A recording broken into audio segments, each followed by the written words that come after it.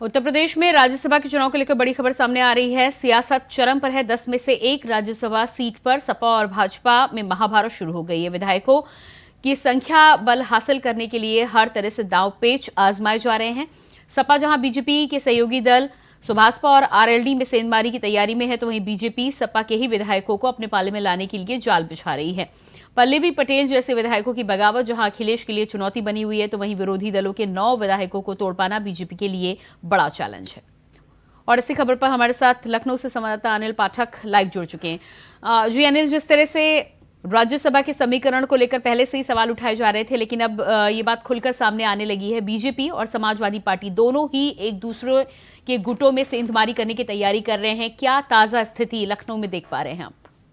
देखिए, उत्तर प्रदेश में सियासी सरगर्मियां बढ़ गई हैं राज्यसभा चुनाव को लेकर।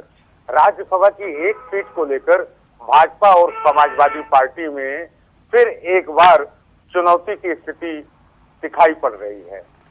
जहां पर समाजवादी पार्टी ने 3 सदस्य अपने कैंडिडेट उतारे हैं राज्यसभा के लिए, तो वहीं भारतीय जनता पार्टी ने 8 कैंडिडेट उतारे हैं। भारतीय जनता पार्टी के 7 सदस्यों का निर्वाचन तो तय है, लेकिन 8वें में पेच फंसा है। तो समाजवादी पार्टी के 2 कैंडिडेट का राज्यसभा चुनाव बनना, राज्यसभा सदस्य बनना एकदम निश्चित है, लेकिन तीसरे में पेच फंस गया है। समाजवादी पार्टी को जहां 3 विधायक जुटाने हैं, वहीं भारतीय जनता पार्टी को 9 विधायकों का इंतजाम करना है, जिसको लेकर के बड़ी रस्साकसी चल रही है। भारतीय जनता पार्टी जो सपा में बगावत चल रही है, उसका पूरा फायदा उठाना चाहती है और किसी भी दफा में अपने 8वें कैंडिडेट संजय सेठ को राज्यसभा भेजने की जुगत में है। जी बिल्कुल, जिस तरह से समाजवादी पार्टी और भारतीय जनता पार्टी दोनों में ही सेंधमारी के खेल को लेकर शुरुआत हो चुकी है। पल्लवी पटेल की यदि हम ताजा स्थितियों में बात करें, तो नाराजगी जो उनकी देखने को आ रही थी, माना जा रहा था कि समाजवादी पार्टी का आला कमान उनसे बातचीत कर मसले को हल कर लेगा। क्या इस तरफ से कोई जानकारी मिल रही है आपको? देखिए, कल अखिलेश यादव ने पीडीए के घटक दलों की एक बैठक भी बुलाई थी और अपने विधायकों में जो नाराजगी है उसको दूर करने की कोशिश की थी।